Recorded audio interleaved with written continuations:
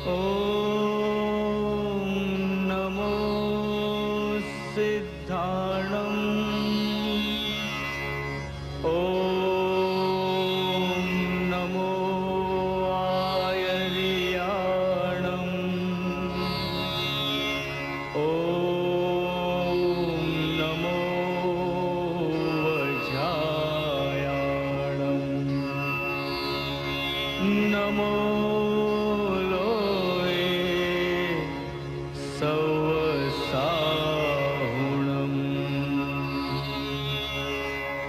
ऐसो पंच नमोकारो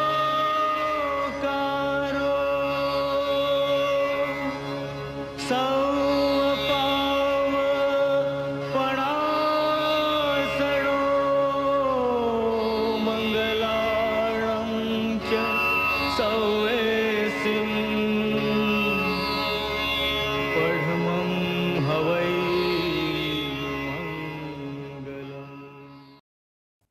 નમસ્કાર. Institute of જૈનોલોજીના ઉપક્રમે યોજાતી દર મહિનાના પહેલા શનિવારની વ્યાખ્યાનમાળામાં આપણે સૌએ જય ભિક્ષુ લિખિત વિક્રમાદિત્ય હેમુ નવલકથાનો રસાસ્વાદ માણ્યો હતો.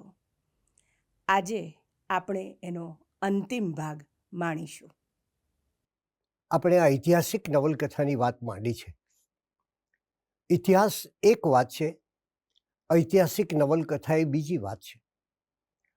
ઇતિહાસમાં તથ્ય સાથે સંબંધ હોય છે, ફેક્ટ સાથે સંબંધ હોય છે. ઐતિહાસિક નવલકથામાં ઇતિહાસકારને થોડી મોકળાશ હોય છે પોતાની કલ્પનાના રંગો પૂરવાની. અને આપણે જય ભિક્ષુની આ વિક્રમાદિત્ય હેમુ નવલકથા જોઈ અને એમાં જે વાતાવરણ છે આખું એ મુઘલ સમયનું વાતાવરણ છે. બાબરનું મૃત્યુ, હુમાયુ ગાદી પર આવ્યો, ભાઈઓમાં વચ્ચે વચ્ચે ઘણી ફાટફૂટ પડી અને એને પરિણામે આખું ચિત્ર બદલાઈ ગયું. એ ચિત્ર એ રીતે બદલાયું કે એક જતીએ પ્રેરણા આપી હતી હેમુને, જોનપુરનો એક સામાન્ય વેપારી એવા હેમુને, કે તારે આ દેશમાં ધર્મને કાજે યુદ્ધ ખેલવાનું છે. અને બીજી બાજુ એને એવો એક મિત્ર મળ્યો, એ હતો અફઘાન શેરશાહ. અને એ બંનેની દોસ્તી એવી કે એકની આંખ હસે તો બીજાનો ચહેરો ખડખડાટ હસી પડે.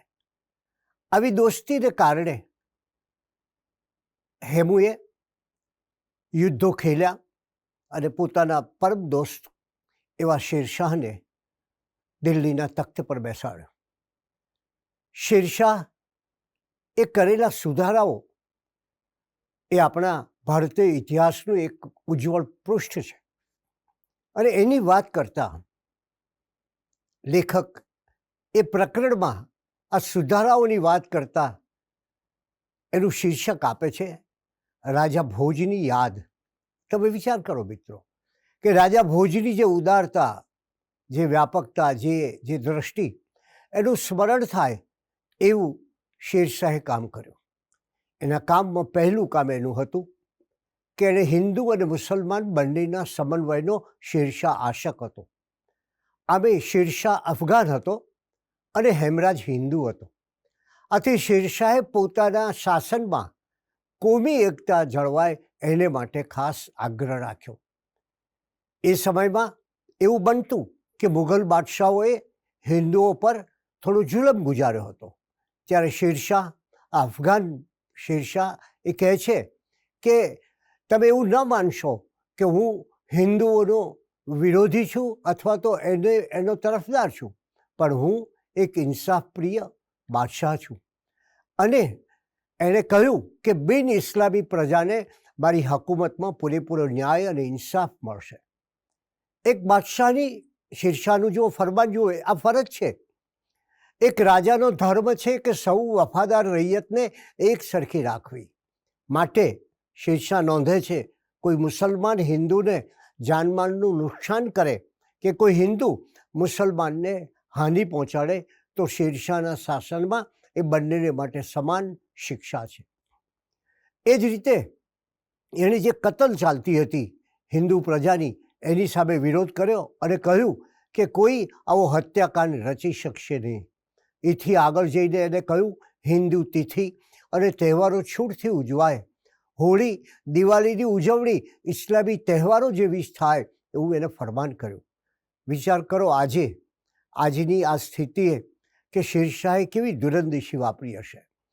એણે કહ્યું કે હિન્દુ પ્રજા મૂર્તિ પૂજક છે અને ઇસ્લામ મૂર્તિ પૂજામાં માનતો નથી, પણ આ શેરશાહ છે જે બે પ્રજાનો કેવો સરસ મેળાપ કરે છે, કેવો સમન્વય કરે છે. કદાચ આ સમન્વય આજે પણ આપણને થોડોક વિચાર પ્રેરક લાગે. એ કહે છે હિન્દુઓ બુત એટલે મૂર્તિ, હિન્દુઓ બુત પરસ્ત કોમ છે, મૂર્તિમાં માનનારી કોમ છે, અને ઇસ્લામ છે એ બુત પરસ્તીનો વિરોધી છે.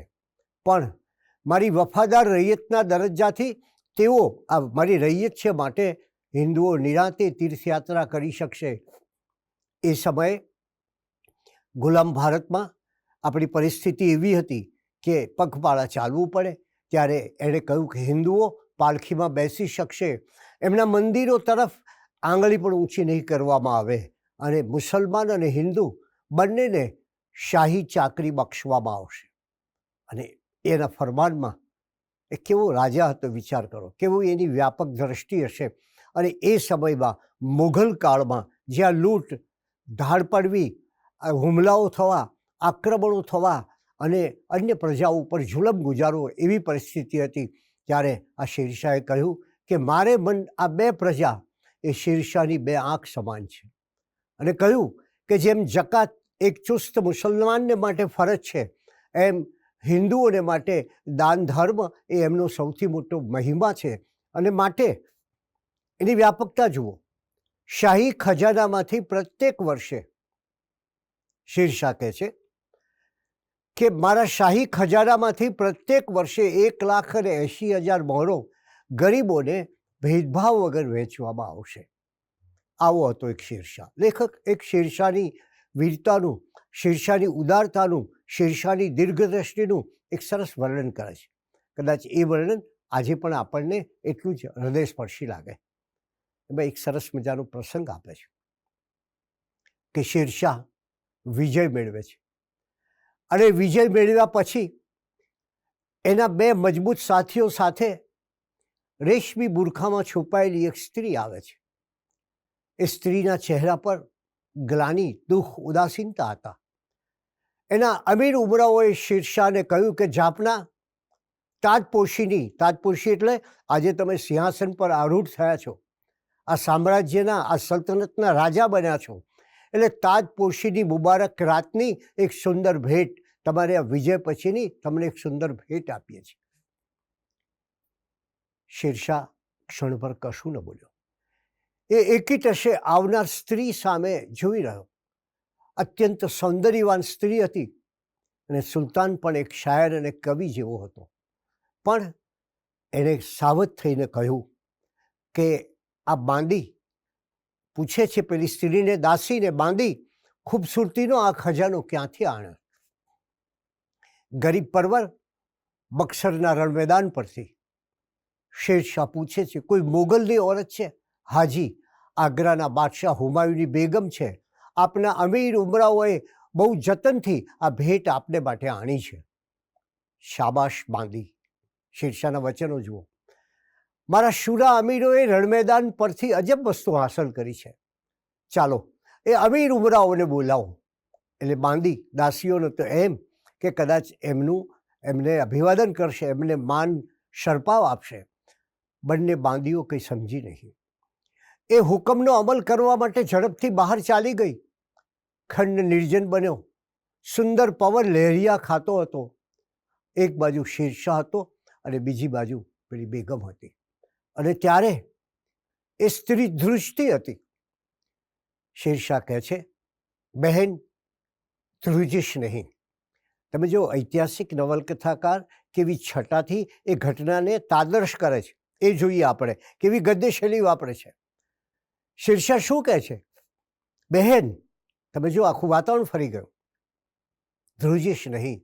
શેરશાહ શરાબની જેમ પરાઈ ઓરતોનો સ્પર્શ કરવા માટે યોગ્ય ગણતો નથી. હું જાણું છું કે ખૂબસૂરતી બહુ બુરી બલા બને છે જ્યારે એ કોઈ જાલિમને ભેટે છે. સુંદરી પૂછે છે, તને કોઈએ સતાવી તો નથી ને? શેરશાહના અવાજમાં એ સ્ત્રીને ભરોસો બેસે એવી આર્દ્રતા હતી. ધ્રુજતી સ્ત્રી વિશ્વાસ કરી શકે નહીં. જાસૂદના કુમળા ફૂલની જેમ એ ભયથી ધોળી પડતી જતી હતી. લેખકની કલ્પના જુઓ મિત્રો.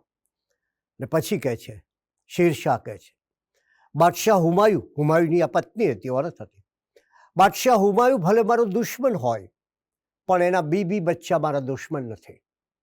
ઓરત, એક નિરાધાર સ્ત્રી એ શેરશાહનું સૌથી પહેલું સંરક્ષણ પામે છે.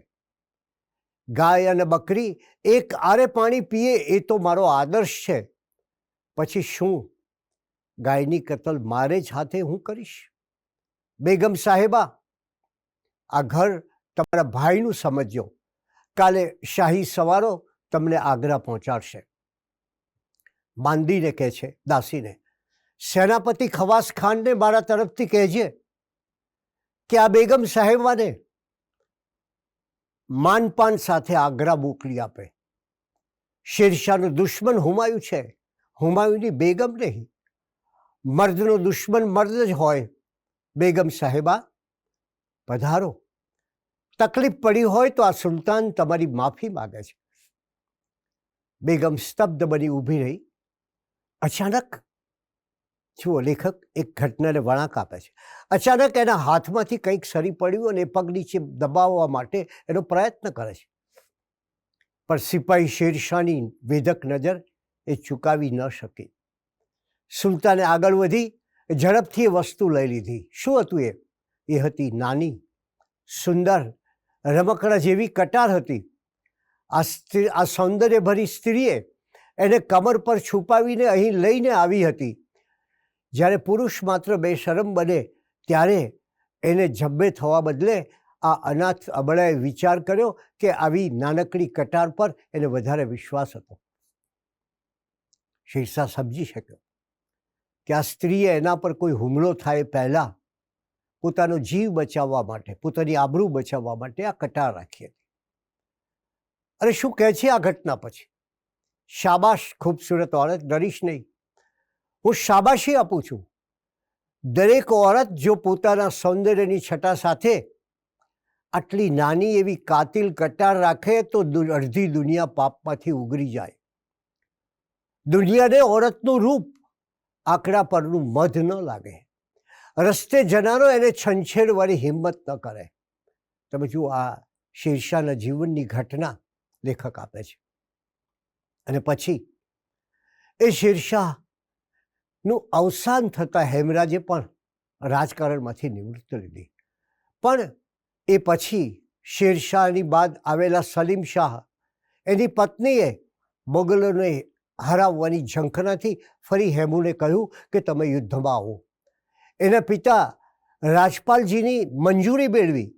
હેમુની પત્ની કુંદન દેવીની આડકતરો સહકાર મેળવ્યો અને હેમુ ફરી યુદ્ધે ચડ્યો. માત્ર હેમુ યુદ્ધે ચડ્યો એ સાંભળતા જ કેટલાકની શૂરવીરતા ઠંડી પડી ગઈ અને અંતે મહારથી હેમુ દિલ્હી સર કરે છે. અને એના પર વિક્રમાદિત્યનું બિરુદ ધારણ કરી હેમુએ દિલ્હીનું રાજ્ય સંભાળ્યું. અને આ નવલકથા જે આપણે લાંબા સમયથી જેનું રસપાન કરીએ છીએ એનો એ ભાગ વિક્રમાદિત્ય હેમુના રાજ્યારોહણ સાથે સમાપ્ત થાય છે. શેરશાહનું ગાદી પર આવવું, એ પહેલાં બે મિત્રોની દોસ્તી, એ પછી શેરશાહનો સમય, શેરશાહના સુધારાઓ, શેરશાહની ખૂબીઓ, હેમુની વીરતા, એના હાથી હવાની ખૂબી, આ બધું આલેખીને લેખક એને રાજ્યારોહણ પર સમાપ્ત કરે છે. હેમુ દિલ્હીની ગાદી પર બેસે છે. અને વિચાર કરો કે એક જૈન, એક અહિંસક વીર એ આ ગાદી પર બેઠે છે ત્યારે આપણને એમ લાગે કે હેમુના ચરિત્રને કેવી સરસ રીતે લેખકે મૂક્યું છે. એક જૈન વણિક અને બીજો અફઘાન હોવા છતાં રાજવી તરીકે બંને એ હિન્દની પ્રજાનું હિત, હિન્દની પ્રજાનો ઉત્કર્ષ એ જ મુખ્ય જુએ છે. એમના અદલ ઇન્સાફમાં પાગલપણનો, મજહબી પાગલપણનો નિતાંત અભાવ જોવા મળે છે. અને એમણે એવું ચરિત્ર ગાળ્યું કે જેથી સંસારમાં, આસપાસના લોકોમાં, પોતાના પ્રદેશમાં સમન્વય, સહકાર અને સહાનુભૂતિ જોવા મળે. અને ત્યારે એ વિક્રમાદિત્યનું બિરુદ ધારણ કરી હેમુ રાજ્યારોહણ કરે છે. એ પછીની ઘટનાઓ જય ભીખુએ ભાગ્ય નિર્માણ અને દિલ્હીશ્વર નામની બીજી 2 નવલકથા લખી છે. આમ એક અર્થમાં કહીએ તો આ કથાનો પ્રવાસ સળંગ 3 નવલકથા સુધી ચાલે છે. અને એમાં આ નવલકથામાં એમણે શેરશાહ અને વિક્રમાદિત્ય હેમુ દ્વારા આદર્શ રાજવીઓ કેવા હોય, એમની પાસે વીરતા કેવી હોય, એમની ધીરતા કેવી હોય અને એમની પ્રજા વત્સલતા કેવી હોય એનું ઉદાહરણ આપ્યું છે. અને એટલે જ આ અદલ ઇન્સાફમાં એ કહે છે કે હેમુ એક જુદા પ્રકારનો તરી આવે છે આખી આ નવલકથાના કથાપટ પર. જય ભીખુ એ આપણા જીવનધર્મી સાહિત્યકાર છે. એ પોતાના સાહિત્ય દ્વારા સમાજને કંઈક પથદર્શન આપવાનો આશય ધરાવતા હતા. અને માટે જ આ ઐતિહાસિક નવલકથાની સમાંતરે લેખકનું જીવન વિશેનું, જગત વિશેનું, ધર્મ વિશેનું, માનવ વિશેનું, માનવતા વિશેનું ચિંતન ચાલ્યા કરે છે. અને ત્યાં એ કહે છે એક સ્થળે કે રાજનીતિ કરતાં ધર્મનીતિ ચડિયાતી છે. બીજે સ્થળે કહે છે કે લોક સુધારણા કરવાથી સમાજનો ઉત્કર્ષ આપોઆપ થાય છે. અને હેમુના પિતા રાજપાલજી એના મુખેથી લેખક શું કહેવડાવે છે જુઓ તમે. હેમુના પિતા એ હેમુની પ્રેરણા હતા. તો હેમરાજના પિતા રાજપાલજી કહે છે, માનવીએ રાજકારણથી અળગા રહેવું. વિચાર કરો, રાજ સુધારણા કરતાં લોક સુધારણાની પ્રથમ જરૂર છે. જરૂર શેની છે? લોક સુધારણાની. થડને નહીં, મૂળને પકડો. રાજાઓ સમજે કે ન સમજે તેની પરવા ન કરો, પરંતુ પ્રજામાં, નિષ્પ્રાણ પ્રજામાં પ્રાણ પૂરવાની યોજના ઘડો. અને એની કલ્પના જુઓ રાજપાલજીની. એ કહે છે કે સાધુ સંતોએ ગામડાઓને સચેત કરવા જોઈએ. રાજવંશ આવે કે જાય, સામ્રાજ્યો જન્મે કે મરે, સત્તાના કેન્દ્રો હરે કે ફરે, પણ જો આપણી પાઠશાળાઓ સાબુત છે, આપણી ધર્મશાળા અને તળાવોના આપણે શોખીન છીએ, આપણા ધર્મ મંડળોમાં શાસ્ત્રોના પઠન થાય છે, જો આ બધું થતું રહેશે પ્રજામાં, તો આ દેશ કદી ભ્રષ્ટ નહીં થાય. જય ભીખુએ આલેખેલી યુદ્ધનીતિ પણ સાવ નિરાળી છે. અને વિક્રમાદિત્ય હેમુના મુખે કહેવડાવે છે કે સામ, દામ અને દંડના ભેદથી શત્રુ જીતી શકાતો હોય એ બરાબર નથી. એને માટે બને એટલા પહેલા ઉપાયો કરવા જોઈએ અને લડાઈ દૂર રાખવી જોઈએ અને એને માટેની વ્યૂહરચના કરવી જોઈએ. આ નવલકથાના પાત્રો જોઈએ ઐતિહાસિક નવલકથાના, તો શેરશાહ અને હેમરાજની સાથે સતત પતિના પ્રેમ માટે ઝૂરતી શેરશાહની પત્ની લાડુ મલિકા જોવા મળે છે. હેમરાજની પત્ની કુંદન દેવી પોતે રાષ્ટ્રને માટે ચિંતા કરનારી નારી છે. હેમરાજના પિતા રાજપાલજી એ યુદ્ધને ધિક્કારનારા છે. ત્યારે એની સાથે શૂરવીર મોગલ બાદશાહ પણ ભોળો એ હુમાયુ છે, સેનાપતિ શાદી ખાન છે. આવા જુદા જુદા ચરિત્રો દ્વારા, આ ઐતિહાસિક ચરિત્રો દ્વારા એક સુંદર નવલકથા આપણને મળે છે. અને ઐતિહાસિક નવલકથા લખનાર એ સમયનું વાતાવરણ સર્જે છે. જો એ સમયનું વાતાવરણ ન હોય અને તમે એમ કહો કે બરાબર ઘડિયાળમાં 12 વાગ્યાના ટકોરા પડ્યા હતા ત્યારે એ યુદ્ધ માટે નીકળ્યો, હવે વિચાર એ થાય કે એ જમાનામાં ઘડિયાળ ક્યાં હતી. એટલે એ સમયના વાતાવરણને સમજવું પડે. અને એટલે જ લેખકે એ સમયના રિવાજો, શસ્ત્રો, યુદ્ધનીતિ વગેરેની જાણકારી આમાં પ્રસ્તુત કરી છે. એના વેપાર વાણિજ્ય કયા હતા, એનો રાજ્ય કારભાર કેવો હતો, એ સમયના રણવાદ્યો કેવા હતા, એ સમયે કેવા કેવા જુદા જુદા પ્રકારના યુદ્ધવ્યૂહ અજમાવવામાં આવતા હતા વગેરેની જાણકારીને એમણે અહીંયા નવલકથામાં શબ્દરૂપ આપી છે. અને યુદ્ધ નીતિમાં કયા સ્થળ પર કોણે અને કયા શસ્ત્રથી લડવું એ પણ આપ્યું છે. આ નવલકથામાં સરસ મજાના સંસ્કૃત ભાવનાઓની, સંસ્કૃત ભાષાની અને એની છટા અને છાંટ ધરાવનાર કાવ્યાત્મક વર્ણનો આપણને મળે છે. અને એ કાવ્યાત્મક વર્ણનો આપણે સાંભળીએ ત્યારે આપણને એક બહુ આનંદ થાય છે. દિલ્હીશ્વર શેરશાહના રાજ્ય પર પ્રભાતનો તપસ્વી સૂર્ય હમણાં જ ઉગ્યો હતો. શરદનું ઊંડું ભૂરું આકાશ ચાંદીની છીપ જેવી વાદળીઓથી શોભી રહ્યું હતું. સરોવરના કમળો અને જળાશયના પોયણાઓ હજી હમણાં જ એમણે ઉઘાડ મીચ આરંભી હતી. લીલી વરિયાળી જેવું તાજું ઘાસ મનને આહ્લાદ આપતું હતું.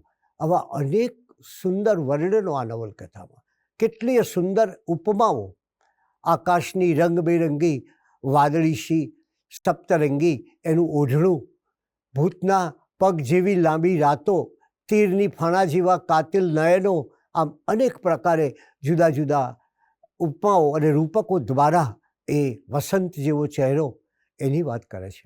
અને ત્યારે આ નવલકથા એ આપણને એક મુઘલ યુગમાં લઈ જાય છે. એક એવા બે પાત્રોની વીરતા બતાવે છે જેમણે મુઘલ યુગમાં અકબર થયો, બાબર થયો, ઔરંગઝેબ થયો વગેરે, પણ આ બે વ્યક્તિઓ, એક અફઘાન અને એક જૈન, આ બે વ્યક્તિઓએ જે કરેલા પરાક્રમો છે એની વાત અહીંયા એમણે આપી છે. અને એ હેમુ, એ હેમરાજ, એ વિક્રમાદિત્ય તરીકે આ ગાદી ઉપર બેસે છે દિલ્હીની સલ્તનત પર. મુગલ સમયના આખા ઇતિહાસને આપ જુઓ તો એકમાત્ર વિક્રમાદિત્ય એણે હિન્દુ સામ્રાજ્ય સ્થાપ્યું હતું. અને આ નવલકથાના અનુસંધાનમાં જય ભીખુ પાસેથી આપણને ભાગ્ય નિર્માણ નામની નવલકથા મળે છે. આ બધી મિત્રો તમને અવકાશ મળે ત્યારે જેમ તમે વાંચો, એમાંનો ઇતિહાસ પંફોળો, એ ઇતિહાસની દુનિયામાં જાઓ, એ સમયમાં જાઓ અને એ વિચાર કરો કે જય ભીખુએ ગુરુકુળમાં વિદ્યાર્થી અવસ્થામાં ભજવેલું નાટક, એમાં ભજવેલું પાત્ર હેમુનું, અને એ એમના ચિત્તમાં એવું સંગ્રહાઈ ગયું કે છેવટે વર્ષો પછી એ સર્જક બન્યા ત્યારે એમને નવલકથા રૂપે અવતર્યું. ઐતિહાસિક નવલકથાની ઘણી વાતો થાય, પણ આજે આપણે અહીંયા આપણી વાતને વિરામ આપીએ છીએ. આપ સૌનો ખૂબ આભાર માનું છું.